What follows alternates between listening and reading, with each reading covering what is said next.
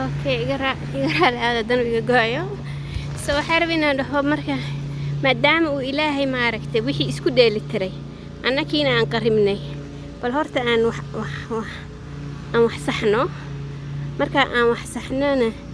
markaas kadib hal la cabiro sidii wax loo kala hagi lahaa laakiin inaan dhahno geel baa biyo dhamaystay iyo nolosheeniiba Ilaahay maaragtay aan wax nasiye aan dhahno saas ma aha oo maanta aan dib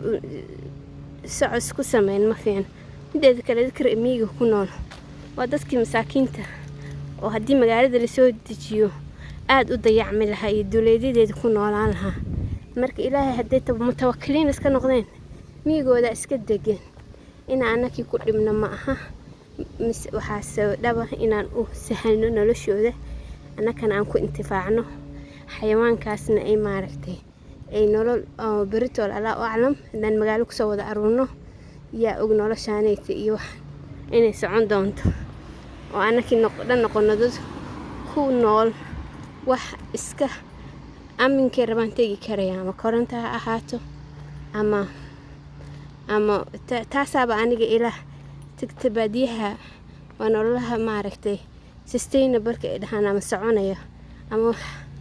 ma fahantay marka waa nolosha runtaheedu intaa ku soo nooleyn marka muhiimadda waxaa waaye waxyaabo naga khaldan oo badan dadka dawladda iyo hasaxaan oo ah